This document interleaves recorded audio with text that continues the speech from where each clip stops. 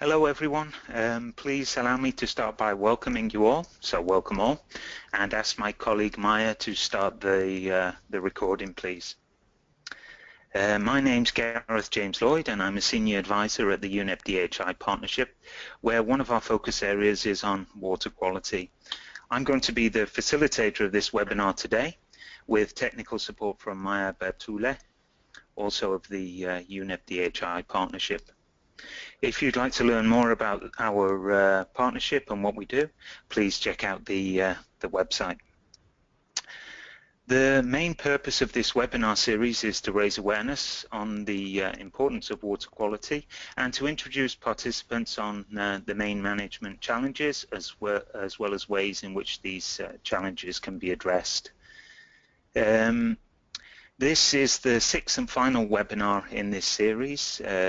We've had 5 previous ones. The first one was all about global goals, the Sustainable Development Goals, and some of the lessons learned in water quality with cases from different parts of the world.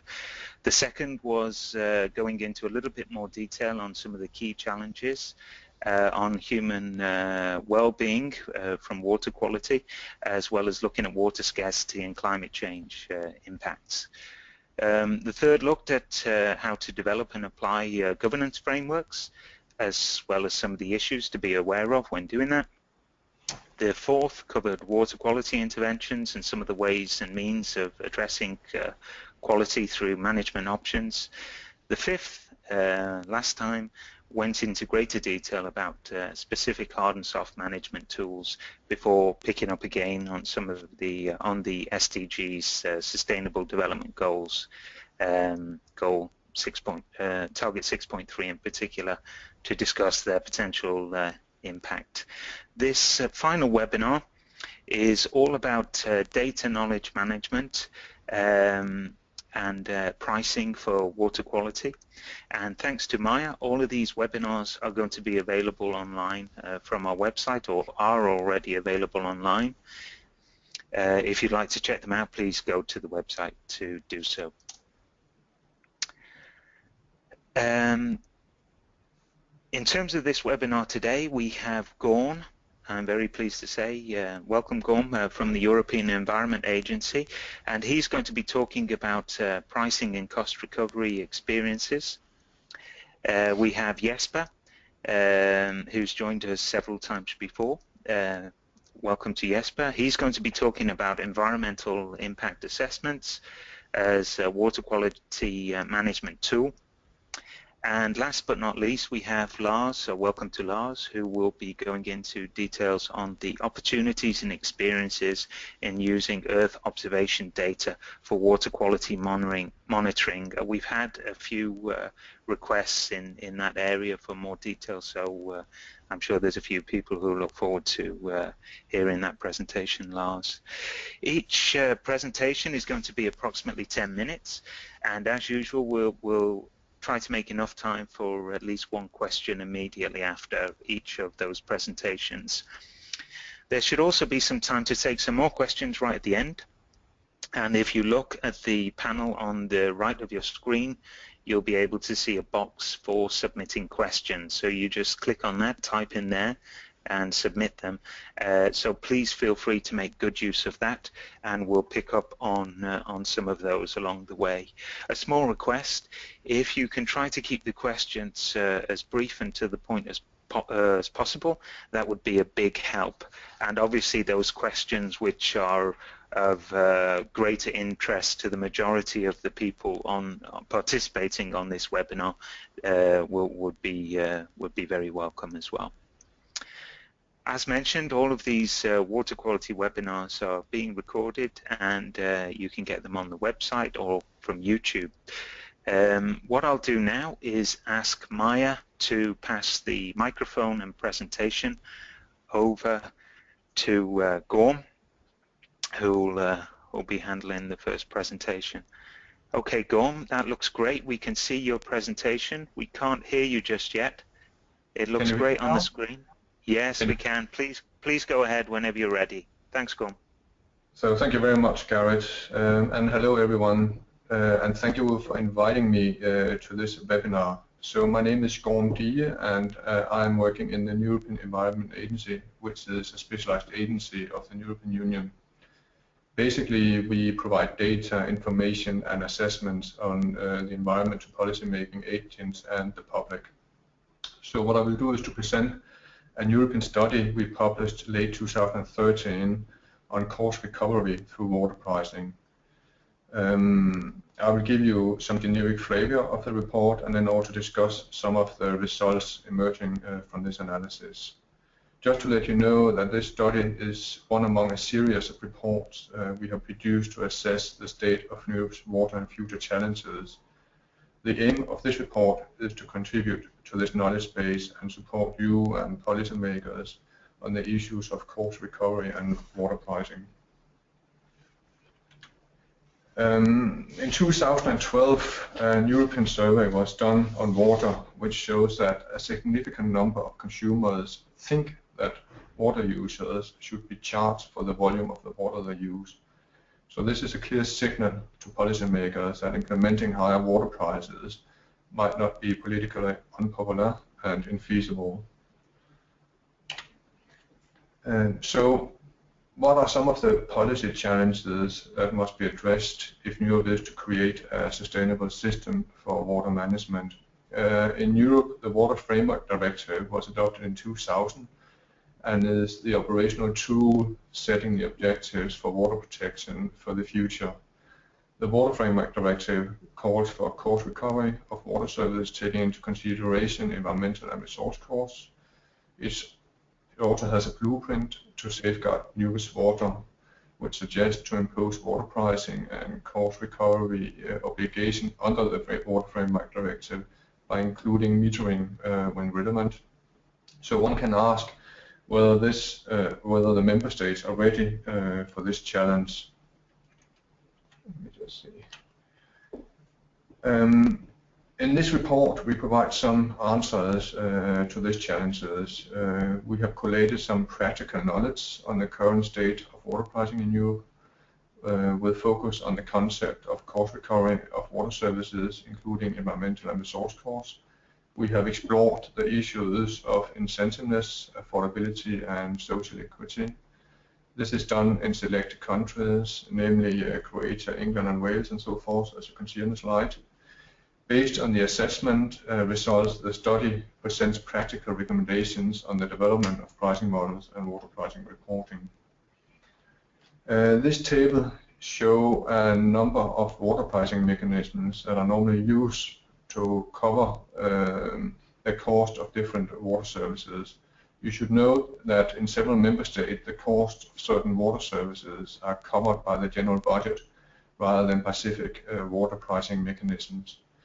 Now, the revenue for these water pricing instruments should help realize environmental and economic policy objectives in a cost-effective way and help ensure efficient use of water. Pricing of water can also serve as a policy instrument to achieve both cost recovery of financial costs of water supply, including investments in infrastructure, operation and maintenance, etc., and water use-related environmental and resource costs. Pricing of water can also serve as an incentive function to conserve and encourage more efficient use. The implementation of water pricing schemes in, for example, the Czech Republic and Denmark have resulted in reduced household water use. For the Czech Republic between 1990 and 2004, the water and wastewater tariff for households increased from approximately 1 to 48 Czech koruna per cubic meter. Fees increased for the extraction of both surface, groundwater and discharge of wastewater. Household consumption decreased by almost 40% from 171 liters per capita per day in 1989 to 103 liters in 2002. For Denmark, between 1993 and 2004, real price of water, which is also including environmental taxes, increased by 54%. This has led to a substantial decrease in urban water demand from 155 to 125 liters per person per day, which is one of the lowest levels in OECD. In In the study, we analyzed the water pricing schemes to recover costs in water and wastewater services for each of the investigated member states. This table here shows that water pricing for the domestic and industrial sector exists in all the countries reviewed. The most common water pricing scheme used are hybrid models combining both fixed and variable costs, such as service charges and volumetric rates. However, the lack of metering infrastructure is often the reason why fixed rates are used, which leads to households being short of incentives to use water more wisely. Which brings me to the financial cost recovery levels for water and sanitation tariffs. This table here reveals a generally high financial cost recovery through water pricing tariffs in most countries, close to or higher than 100%. In Slovenia, for example, we can see that cost recovery rates are around 84%.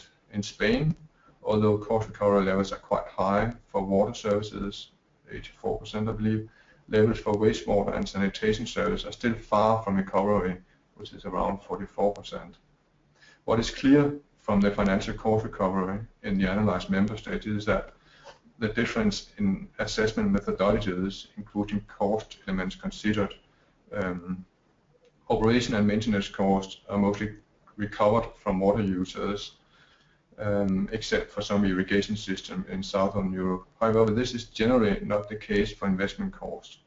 In several member states, uncertainty still remains concerning possible hidden subsidies, which are linked to the preferential access to financial resources given to water service operators.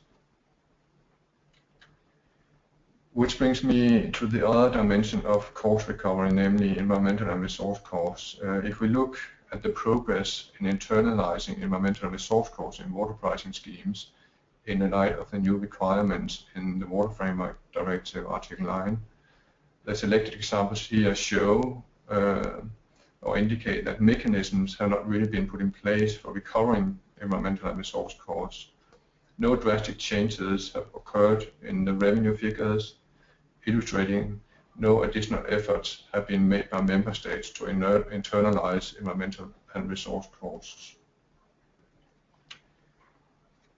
This slide shows some proposed options for reporting on environmental and resource costs. We need to ensure EU-wide implementation of cost recovery principle, that is, establish comparable systems for reporting of utility costs and revenues. A system is also needed that indicates what areas of environmental and resource costs are covered and the level of coverage. Benchmarking initiatives are one promising option for such a reporting instrument. The European Benchmarking Cooperation indicates that industry is open to expanding benchmarking coverage to environmental and resource costs, which could provide some insights to whether environmental and resource costs are being recovered. In the report, we also propose a reporting sheet which collects the necessary data for constructing indicators and cost positions in order to access environmental and resource cost integration in cost recovery. It also calls for several other data inputs that would facilitate an assessment and estimation of the environmental and resource costs. I think it has been, yeah. When we look at the affordability issues, this table here clearly indicates that water bills typically absorb only a small part of the household budget, typically around 1 to 2% of disposable income, which is not significant. I believe the World Bank recommends that water prices should not exceed 3% of average household income, which is a bit higher than the results stemming from this from the investigated countries here. So do water pricing schemes account for social concerns? Well, yes, in each of the examined member states, affordability is taken into account, but a variety of systems are also found. Water authorities in some member states perform periodical pricing studies which integrate ratios comparing the average family income to the expense allocated to the water bill, that is, comparing family income with the water bill. While some member states clearly specify the means to achieve affordability, other countries have left this question unaddressed. For example, In France, there are no social tariffs, and the affordability of water services is dealt with through separate social policy. Keeping water prices at an artificially low level is not necessarily the best way to ensure the affordability of water services to low-income households. It may be a vicious circle of underfunded service providers, but also collapsing infrastructure, etc. This can further reduce the benefits that users receive from service providers, and thereby also reducing their willingness to pay. Since the means of achieving affordability are not dictated by legislation at the EU level, access to water services is ensured in a variety of modes across Europe. For example, via reductions in service charges, social welfare allowances earmarked for the payment of water services, water charges pegged to the value of the house, for example in England, Wales and Scotland, sewage charge remission for households. In the Netherlands, for example, most municipalities provide the possibility of a sewage charge reduction for households that cannot afford to pay. A remission for the purification, pollution and water system charges is also possible.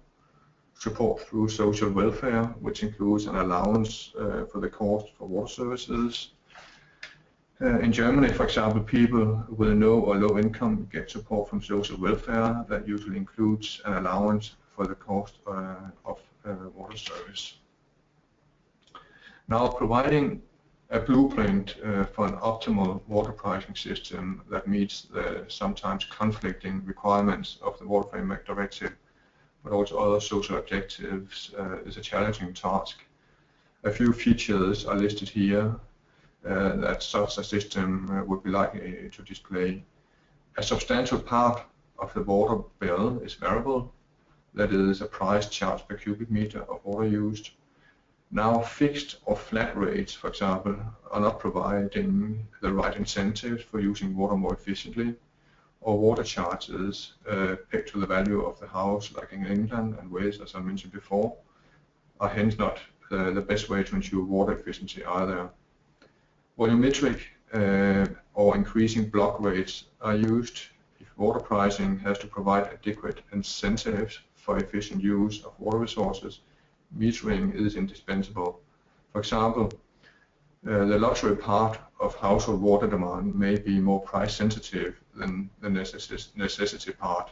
This means that an increasing block tariff that also takes into account household size could be the best model from an incentive point of view. Rates or rules for calculating them are determined in a transparent way, preferably by an independent body. Rates should be high enough to enable water service suppliers to invest in improvements, innovation and expansion. As regards affordability, should be addressed by separate social measures and not by interventions reducing water price incentives such as reduced VAT rates. Regional variations in water scarcity and other relevant conditions should be reflected in water prices. So this is my presentation. Thank you very much. Many thanks for that, Gorm. It was great to hear the experiences from the European Union in terms of, or Europe, sorry, in terms of incentives, affordability, social equity, and of course cost recovery. There were a lot of useful instruments that you covered that were that could be used, but which ones would you suggest as examples for others to follow? Would you like to say a few words about that? I think, as indicated in one of my slides, I think the optimal water pricing system that meets the requirements of policies and other social objectives is a very challenging task. So the features listed in the presentation, such as making the water bill variable, that is a price charged by cubic meter or water used, is one way of doing it. Also volumetric or increasing block rates are important instruments. So if water pricing has to provide adequate incentives for the efficient use of water resources, metering is very important. Fixed rates which are still common in the EU and probably also around the world, should mostly be avoided since they provide no incentives for efficient water use. As regard affordability, well, this should be addressed through separate social measures and not by interventions reducing water price incentives. Rates should be sufficiently high to enable water service suppliers, of course, to invest in improvements and expansion, and also maintenance of the utilities. Is this covering your question, or do you need further elaboration? I think that was good enough for me, but if there's any more listeners out there who would like to ask more about that or about other issues, I'd like to encourage them again to use the question box there. And Gorm, we do have some more questions for you already, so if you'd like to hang around until the end of the presentations, perhaps we could have a chat about those then. Without further ado, thanks Gorm. Without further ado, I'd like to ask Gorm to mute his microphone and Maya to pass the presentation over to Jesper, please. Yes, thank you very much, Gary. The presentation I'm going to give you today is in principle about environmental impact assessment, but also looking into how that has to do with water quality, which has been my main subject for the last couple of presentations. Now, most countries, they actually have a legislation related to environmental impact assessment. And what is that? Well, that is a method or a method that you have to take to Jesper, sorry, yeah. if I can just jump in there. We can't see your presentation yet. Is that part of the master plan? Now we're good. Now we're good. Thank you. I need to move a box here, so I'll go back to it. Can you see it now? We can still see it, yeah. Looks good. Okay. Yeah. So the legislation is about how to reduce impacts from different kind of big schemes that are going to be introduced to the society. For instance, building a new harbor, building a new airport, or building a hydropower. Now, EIA is a tool that is used in the project cycle, and you can see on this presentation here that the principle of using an EIA can come in at different levels, maybe at a pre-feasibility stage or at an actual feasibility stage. But regardless of what you do when you do an environmental impact assessment, it's all about finding out what are the different impacts that a project will have on the society. Please remember that very often when we talk about these things, we mainly look at the negative things, the negative impacts that will come. Remember that any project would usually also have some positive impacts, although the positive impacts will mainly be in the social and cultural area, creating new jobs, creating better income, and so on and so forth. As you see here, an EIA should, as a part of it, make sure that it collects some environmental data that it can use for monitoring and also for assessing how big the impacts will be in the future. There are a number of standard steps that we usually do in an EIA. The screening tells you whether a project needs to go through legislation of the EIA, and if so, let's take a big hydropower scheme. The next thing you have to find out is the bounding or the spatial dimension of it. How far out will the impacts reach? We have to remember that some of these impacts, for instance, from large hydropower, is actually impacts that will reach beyond their own borders and maybe into neighboring countries. So it's very important to set the right bounding. The scoping is about finding out each and every one of those elements which will be impacted. For instance, less water at a certain point of time in the year, noise during the construction, more work coming up, and so on. Usually a long list of items that has to be addressed. All these items identified under the scoping will usually have to be substantiated by data collection and analysis. And very importantly, at all these different steps, we need to bring in the public participation to make sure that we are not overlooking certain things in the process. The local public can often provide us with very important information, especially on the social and the cultural areas. For instance, are there any sacred places, old churchyard that we have to take care of, or things like that. Now, when we have identified all these different scoping things, then we will look at the big problems to see if we can mitigate those, make a quality assurance, and then in the end we will have a report. Now let me elaborate a little bit on the different ones. The screening, we said that was to find out, are we in the legislation area where we need to have an EIA or not? And there are certain guidelines that you can usually use, and they are usually part of the national legislation. The bounding was very important to find out, are we talking about a few hectares, a few square kilometers, or the globe? Well, the last one could be a little drastic, but if it's an operation with a lot of CO2 emission, it's a global problem. Now look at this one. This is a map from the northern part of India and Pakistan with two dams indicated on this one. And for instance, the upper dam of the Kishanganga, building a dam there will have an impact all the way down through this area of the river. We are talking several hundred kilometers. So it's important to make sure that we are covering the right area. The scoping was the crucial elements to identify them, to find out, are the impacts big or small? Are they negative? Are they positive? Are they local?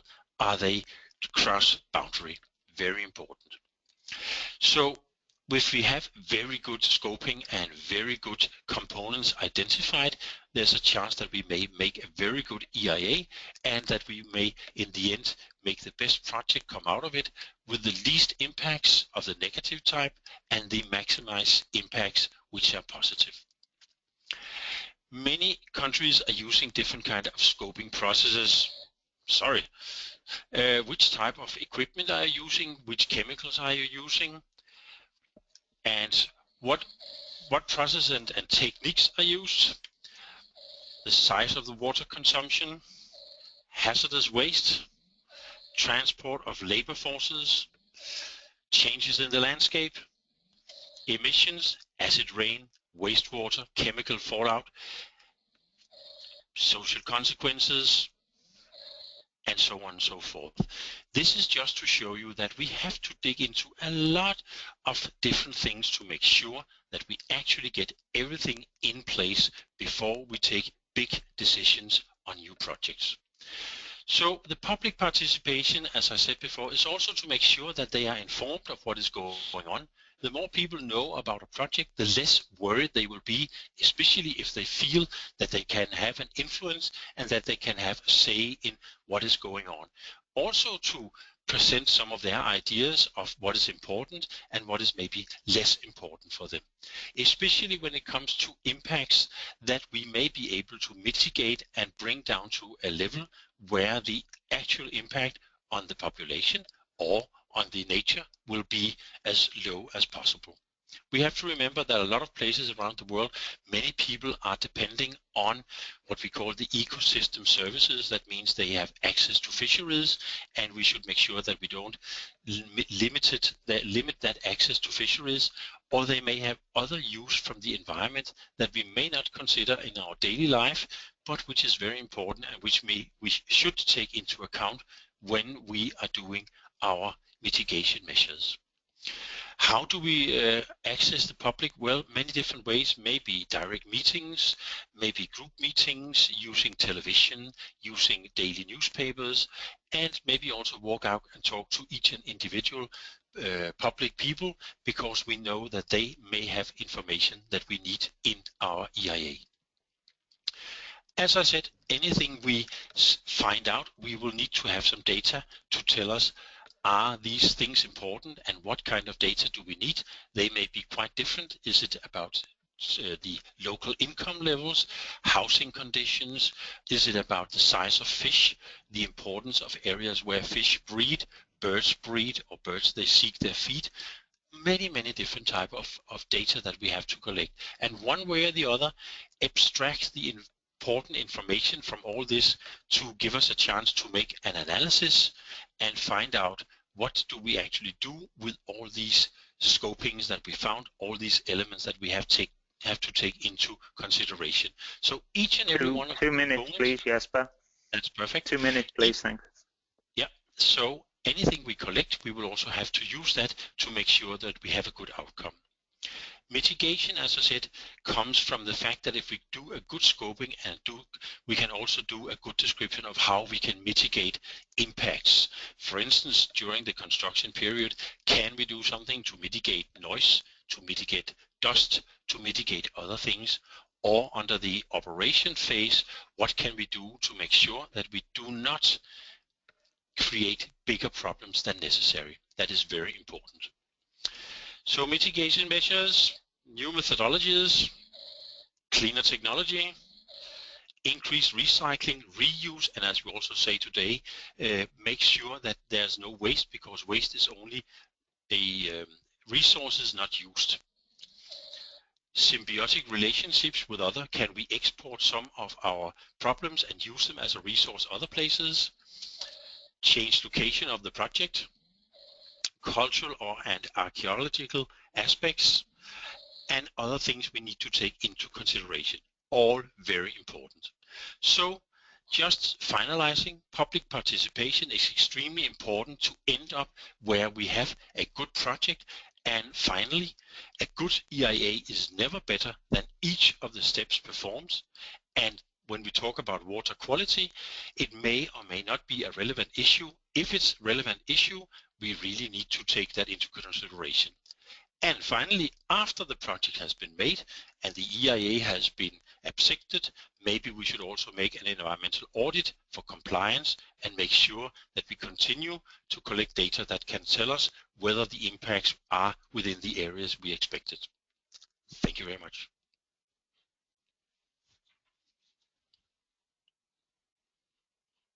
Many thanks for that, Jesper. A question for you, please. How can water quality issues be best incorporated in an environmental impact assessment? Of course, first of all, we need to make sure that we actually do have water as an issue, but very many projects will have water as an issue, and therefore it's important that we keep on looking at water whenever it goes into the system. Either maybe water is part of the production, water may be part of just the sewage system, or water may also come in, for instance, as coolant or other. But as long as we know how much water we take in and how we change the condition of the water, we may be able to limit the impacts. Maybe we have to put in a very good treatment system to ensure that what we take in is delivered at the same quality back to the resources. Thanks, Jesper. Without further ado, I will ask Maya to pass the presentation and the microphone over to Lars, who will take the last part of this webinar in terms of the presentations on Earth observations and water quality. So yes, we can see your presentation, Lars. We can't hear you yet. That's very good. Can you hear me now? Yes, we can. Please go ahead. Perfect. Thank you, Garrett, and thank you for inviting me for this webinar. I'll change the perspective completely now, since we are now moving 800 kilometers up in space. And the aim of my presentation is to give you, to provide you a few examples on how we can use Earth observation or satellite data for water quality applications. I will very briefly present three examples based on the marine coastal environment, two examples on freshwater monitoring. Since time is very limited, I'll be brief, but you're of course very welcome to contact me afterwards for any details and questions you may have. So basically, the topics I'll be covering today is, well, I'll briefly tell you a bit on how we can use satellites for monitoring water quality. It's a globally available source of information, but I will focus on the regional, local scale examples. And also thematically, it will be based on chlorophyll and sediment information. I'll finish off with a brief ideas on perspectives on this technology. I'm with a company called DHI GRAS, where we use satellite images to assess environmental impacts and study natural resources and generally map human activities and land use. Using satellite data, we can go back 50 years in time and document changes in the environment. Using recent data, we can also provide daily information and monitor the current situation for any location in the world. We are very global oriented, and we have references from more than 60 different countries throughout the world. So very briefly, why can we actually use, why should we actually use satellites for water quality monitoring? Well, first of all, it provides a full synoptic overview of a large region. It can be nationwide, it can even be globally. Using the satellite archives, it's possible to go back in time and assess the changes, and using the historical information to establish baselines. It's a good way to obtain up-to-date information for monitoring purposes. It can be an additional source of information, and it can also be the only source of information for data scarce areas. And also, being global available, it covers remote and inaccessible areas, and thereby there are no health or safety issues involved with the data collection. Finally, it's a very cost-efficient means for gathering information. So very briefly, this is by no means simple, but I'll try and do a very simple explanation. Basically, water quality information is based on the water color. The optical properties of the water are influenced by the constituents that are in the water, meaning the elements that contribute to absorbing light or scatter the light in the water column. So the satellite measures the reflected signal from the sun after interaction in the water column and the atmosphere. This also means that we cannot directly detect bacteria or chemicals, heavy metals, unless of course they are altering the optical properties of the water. But often the constituents we can see are used as proxies for these. For instance, pollution can be detected. Nutrients can be detected from, for instance, a higher algae load, giving better life conditions for the algae. That was very brief. And what this results in are these very nice images you may have seen from various climate change debates, and it, as I said, it is globally available information, and you can have a number of parameters. I'll jump straight to an example based on sediment, suspended sediments. This is a practical example from Australia, where the case was very much in continuation of Jesper's talk. It was for EIA, an EIA study, where the client simply needed some information. So here the satellite data was used to collect the historical information. In the northeast corner of this area shown, there's a reef area, so water clarity and so on is a very important parameter. Also, when engaging in these construction activities, you will have a lot of disturbances in the environment. But as you can see from these 6 examples taken from different times, different periods in time, it's also an area influenced by a lot of natural variation. Using these archive historical time series of satellite data, it's possible to establish the level of temporal variation and look at the spatial distribution of the natural phenomena. And thereby it's possible to separate any man-made effect from natural occurrent events. Having established a baseline in this area, the next phase would typically be the construction phase. Here, satellite data is also a very valuable tool for the compliance monitoring. Again, from satellite, it's possible to get this the spatial overview, and it's actually an extremely nice supplement to traditional monitoring, since it puts the in situ data. It gives the in situ data a spatial context, you could say.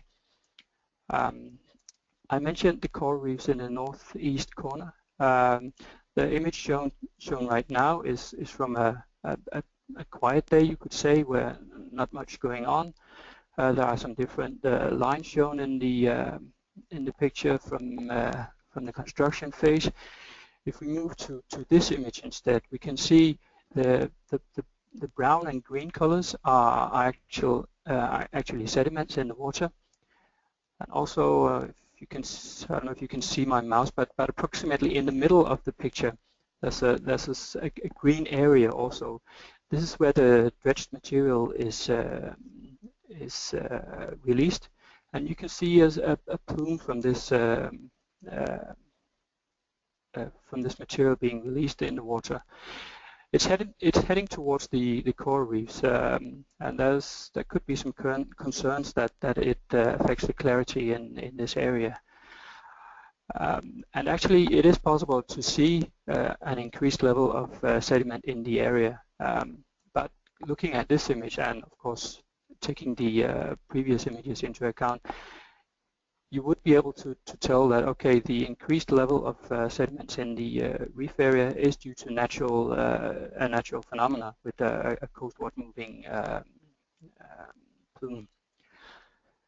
So basically, this concept gave both the dredger and the environmental authority added benefit, because from this the dredger were actually able to save a lot of money, because in this particular case they were not asked to shut down dredging because they were not influencing the environmental conditions around the reefs, and they actually managed to complete their project ahead of time, saving them quite a lot of money. And also the environment was, of course, protected best possibly during the construction phase, so a win-win situation here. The satellites rely on cloud-free conditions, and of course it is very often a problem in around the world, especially in equatorial areas. Here's an example from Indonesia instead, where you have a heavy cloud regime. However, using the entire archive of satellite data going back, in this case 15 years in time, it is possible to still, by aggregating over time, creating a baseline information, even if you do have extremely cloudy periods. And moving on to more monitoring activities, it's still possible to use this technology in heavy cloudy areas, since there's a huge amount of satellites available today, and by taking several satellites into operation, there's a high chance you maximize your chance of getting cloud-free conditions during an overpass. So it is actually very suitable for even for cloudy areas. Of course, having more detailed information is often required, and especially for these the more coastal applications and for the more local situations. Here's an example showing sediment in 30-meter resolution, and with this level of detail, you can actually start to move up upstreams in the river systems and start identifying sources of turbidity.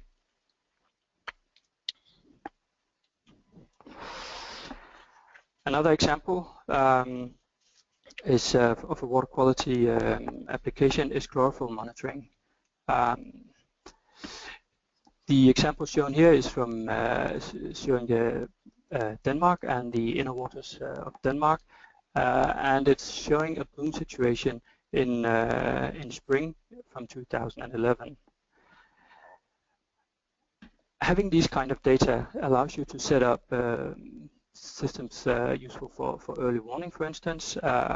These algae can be toxic, either specific species or due to simply the abundance of them. And this, of course, can have a high economic impact for agriculture or leisure activities such as sports fishing or bathing in the summer. Also, algae levels are quite important as ecological indicators, for instance, for the Water Framework Directive. And there is actually a requirement to monitor this parameter. Time is brief, so I'll skip this. This is just to highlight again that if you aggregate over time, it's possible to document annual variation and also interannual variation, which can actually tell you a lot about well, the basic understanding of the environment. Freshwater monitoring is becoming more and more. It's more and more in demand, you could say. A lot of Sorry, Lars, 2 minutes, please. That's fine. That's perfect. More and more people are relying on the access to fresh water, and there's an increasing demand for monitoring these water bodies. Also, water is an increasing cause of conflicts, so we need a non-biased monitoring approach. An excellent example of this transboundary monitoring approach is from a project in Africa. From the European Space Agency, where looking at, in this case, it's the basin of Lake Victoria. Adding historical information is possible to do trend analysis and look at eutrophication. Is it increasing? Is it decreasing? If you couple this with changes in land cover and demography and climate, etc., you can start to make informed decisions and improve your water management approach. My final slide, Garrett. My message here today is that we are getting more and more data, and the methods are maturing. So the whole output is getting more and more precise, and there's increased credibility. It's an area that's high on the political agenda.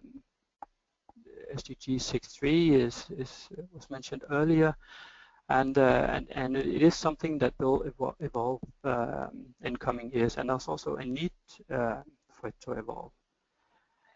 Also, the EU data bridges a knowledge gap. Sometimes you don't really have data, and you have this huge archive available. So my encouragement would be to simply use it. That was it. And as I said earlier, if you have any questions, I'll be happy to get in touch.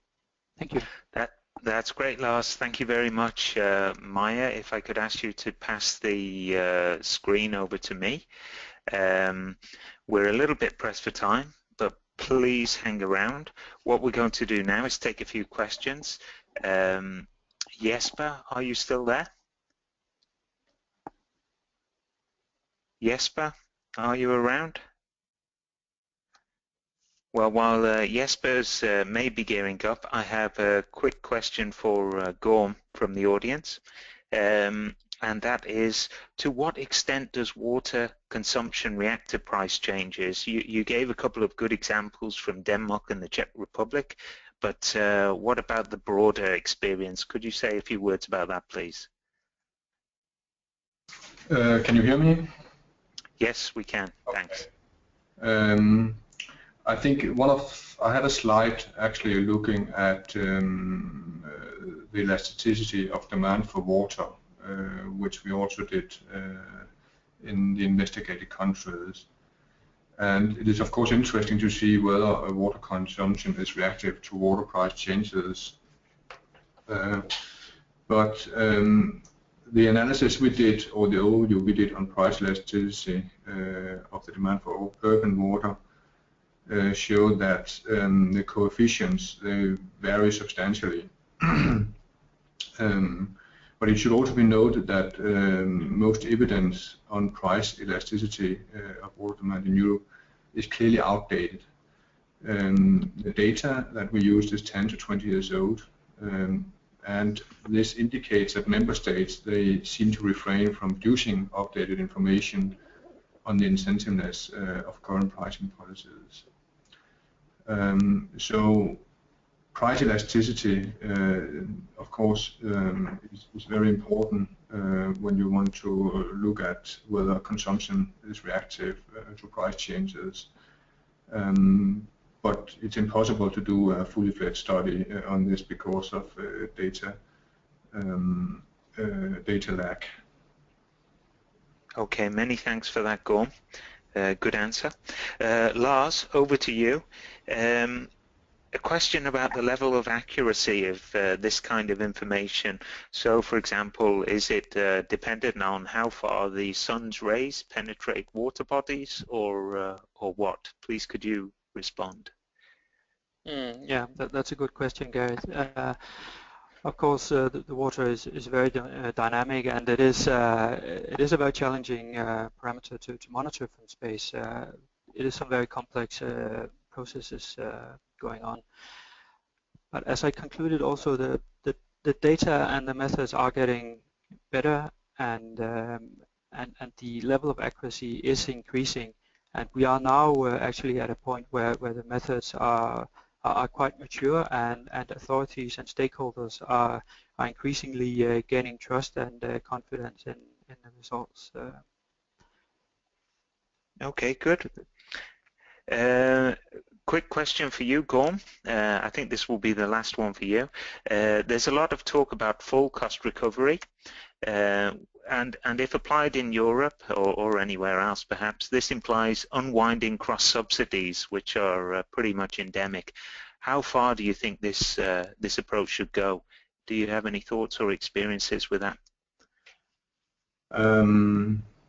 Well, in the study, it was quite evident that if prices that do not reflect the full cost or benefit, for that matter, there is a risk of market and or policy failure. So it's important to realize that government interventions can distort the market from providing, for example, subsidies, taxation policies, price controls, or even regulations. Policy failures can happen.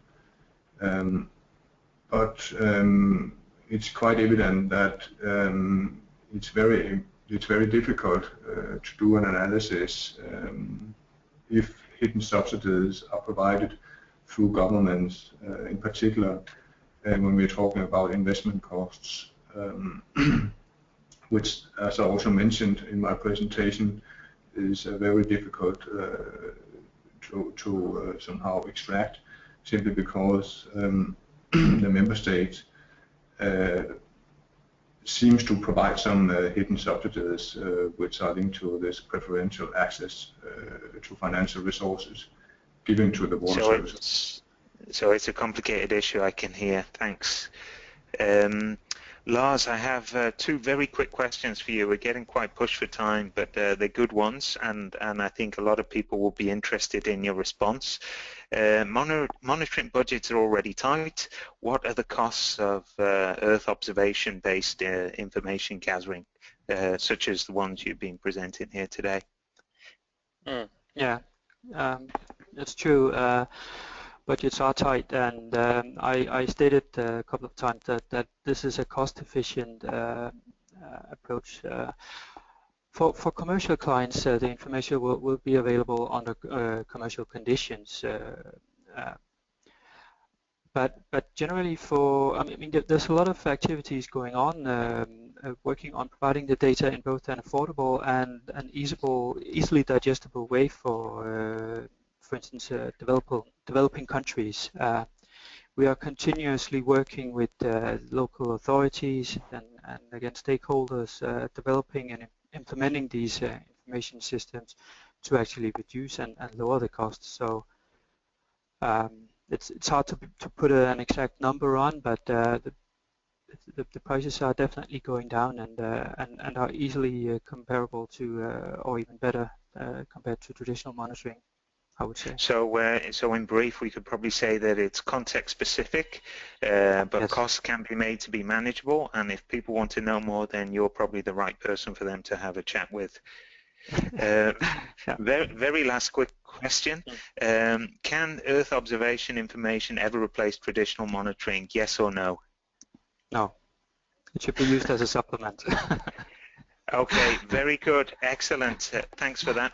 I'm afraid that's all the time we have for questions right now. If you have any burning issues, please send an email to Maya and she'll do her best to get back to you.